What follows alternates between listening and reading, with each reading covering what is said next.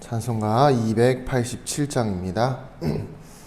예수 앞에 나오면 죄사함 받으며 주의 품에 안기어 편히 쉬리라.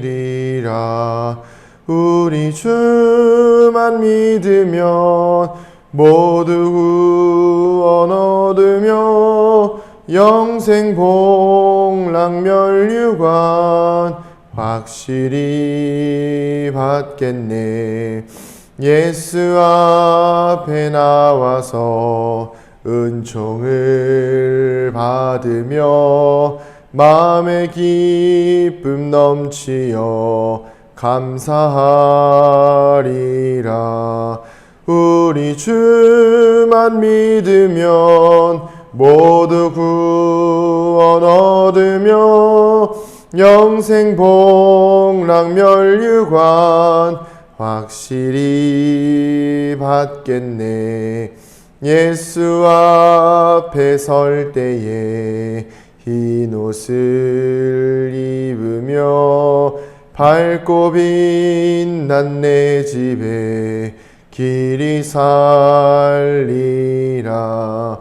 우리 주만 믿으면 모두 구원 얻으며 영생 복락 면류관 확실히 받겠네. 아멘. 사도신경으로 우리의 신앙을 고백합니다. 나는 전능하신 아버지 하나님 천지의 창조주를 믿습니다. 나는 그의 유일하신 아들 우리 주 예수 그리스도를 믿습니다.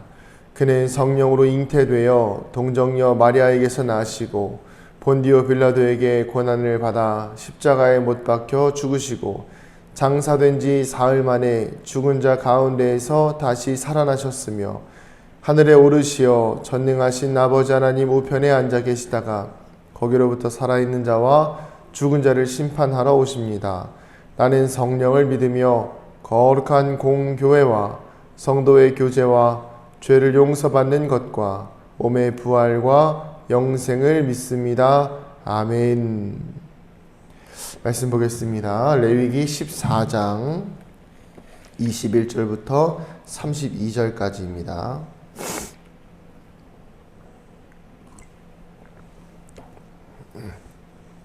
레위기 14장 21절부터 32절, 우리 그 중에 30절부터 32절까지 읽어보겠습니다. 레위기 14장 30절 함께 읽겠습니다. 시작. 그는 힘이 미치는 대로 산 비둘기 한 마리나 집 비둘기 새끼 한 마리를 들이되 곧 그의 힘이 미치는 대로 한 마리는 속죄의 제로 한 마리는 소제와 함께 번제로 드릴 것이요 제사장은 정결함을 받을 자를 위하여 여호와 앞에 속죄할지니 나병 환자로서 그 정결 예식에 그의 힘이 미치지 못한 자의 규례가 그러하니라. 아멘. 여러분 혹시 백화점 가보신 적 있으시죠? 다 가보셨을 거예요. 그리고 여러분 마트도 가보신 적 있으시죠? 다 한 번씩은 가봤을 겁니다. 백화점이나 마트 생각하면 어떤 생각 드세요? 백화점은 뭔가 조심해야 될 것 같고 함부로 만지면 안 될 것 같고 가서 보면 뭔가 조용하고 밑에 음식점이나 이렇게 푸드코트 말고 위에 올라가면 올라갈수록 아니면 뭔가 명품 매장 이런 데 들어가면 행동거지가 좀 조심스러워지죠. 그 이유가 뭘까요? 그 안에 있는 물건들이 고가의 물건이고 또 그 안에 들어가는 사람들이 또 돈이 많고 또 그 안에서 있다 보면 혹시라도 행색이 내가 초래하면 뭔가 좀 불편하고 좀 민망하고 이런 것들이 좀 느껴지기 때문입니다. 근데 마트는 어떻습니까? 아무도 신경 안 쓰죠. 슬리퍼를 신고 가든 추리닝에 반바지를 입고 가든 아무도 신경을 안 씁니다. 좀 더 비유하자면 여기 앞에 동네 슈퍼는 어떨까요? 더 신경 안 쓰겠죠. 거기는 나의 신분이나 환경이나 상황이 중요하지 않지요. 오늘 말씀은 이 속죄와 속건제를 드림에 있어서 가난한 자를 위한 예물에 대한 부분인데요. 오늘날 이 교회가 마치 백화점이나 마트나 동네 슈퍼와 같이 이 서로 간에 어제 제가 말씀을 나눴던 그 바벨의 이야기처럼 끼리끼리 모여서 어떤 공동체를 형성하기 시작했어요. 그죠? 그래서 저기 뭐 강남 쪽에 있는 교회들은 가난한 자들이 잘 못 가는 교회가 되어버렸고, 행색이 초라한 사람들은 못 가는 교회가 되어버렸고, 그게 아니더라도 교회 안에 부유한 자들과 가난한 자들과 또 더 가난한 자들, 아니면 중산층, 그러니까 교회를 나누는, 교회 안에 이 구분되어지는 환경이 이 어떤 구역이나 아니면 서로 간의 은혜의 어떤 기준이나 이런 것들이 아니라 이 자신들의 삶의 수준에 맞춰서 교회의 집단이 형성되어지기 시작해요. 그러면서 끼리끼리 모이는 상황이 생기기 시작한다는 거예요. 그런데 여러분, 하나님은 전혀 그런 마음이 없으세요. 하나님은 교회를 나누실 때 그렇게 나누시지 않으시죠. 하나님은 교회를 바라보실 때 그렇게 바라보지 않으세요. 만약에 하나님께서 죄를 용서하실 때에 부자들만 용서하시기를 원하셨다면 소 한 마리 드릴 수 있는 사람들의 죄만 사하셨을 것입니다. 그런데 오늘 말씀에는 누가 나와 있습니까? 전혀 하나님 앞에 예물을 드릴 수 있는 환경이 안 되는 사람들, 비둘기 한 마리 드릴 수 없는 사람들의 환경일 때에도 하나님은 그들의 죄를 용서하신다라고 나와 있어요. 그래서 30절에 뭐라고 나와 있습니까? 그는 힘이 미치는 대로 산비둘기 한 마리나 집비둘기 새끼 한 마리를 드리되, 뭐라고 나와 있어요? 힘이 미치는 대로. 그러니까 할 수 있는 대로 비둘기를 드리라는 거예요. 집비둘기는 키우는 거죠. 산비둘기는 뭐예요? 나가서 잡아오라는 거예요. 그러니까 하나님은 공평하게 모든 사람들을 사랑하시고 공평하게 모든 사람들을 용서하십니다. 그런데 죄의 용서와 아니면 하나님의 사랑을 받는다는 기준을 우리는 뭘로 잡고 있죠?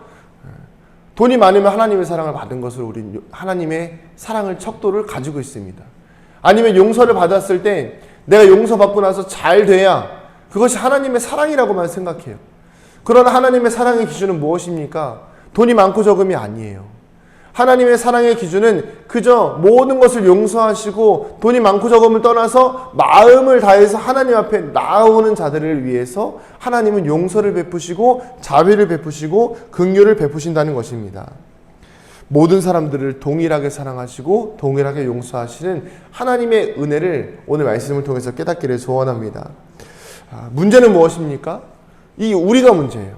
하나님은 전혀 문제가 안 되시는데 우리가 문제인 거예요. 어떤 문제입니까? 우리가 가진 세상의 사고방식으로 하나님을 규정하는 것이 문제예요. 하나님이 우리가 이렇게 해야 기뻐하실 거야. 하나님이 우리가 돈을 이만큼 드려야 기뻐하실 거야. 이렇게 교회를 세워야 하나님 기뻐하실 거야. 크고 화려한 궁전을 지어야 하나님 기뻐하실 거야. 좋은 집에 살아야 하나님께 복 받은 거야. 좋은 자녀들이 잘 되고 자녀들이 다 부자가 되고 자녀들이 다 세상 가운데에서 이름을 날리고 그래야 하나님께 사랑을 받는 거야 라고 우리는 세상의 기준으로 문제를 규정하고 있어요. 중요한 것은 무엇입니까? 우리의 마음이 고장났다는 거예요. 어제도 말씀드렸죠.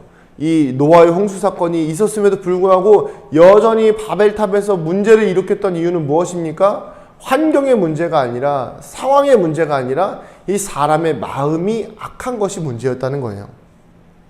그렇기 때문에 여러분, 우리는 힘이 닿는 대로 하나님께 나아갈 수 있는 믿음을 가질 수 있어야 됩니다. 내 상황이 어떻든지 간에, 가난하든지 간에, 부자이든 간에, 아니면 뭐 그냥 건강이 좋던 안 좋던 간에, 아니면 상황이 허락되어지던 상황이 허락되어지지 않던 간에 중요한 것은 마음을 다해서 힘이 닿는 대로 하나님께 나아가는 거예요. 부자일 때 하나님께 나아가고 가난할 때 하나님께 못 나갑니까? 아니면 가난할 때 하나님께 못 나가고 부자일 때 하나님께 나아갑니까? 이 상황이 우리에게 있어서 하나님께서 보시기에는 정말 보잘것없는 것이라는 거예요. 하나님께서 뭐라고 말씀하십니까? 힘이 미치는 대로 예배를 드려라. 네가 할 수 있는 만큼 예배를 드려라.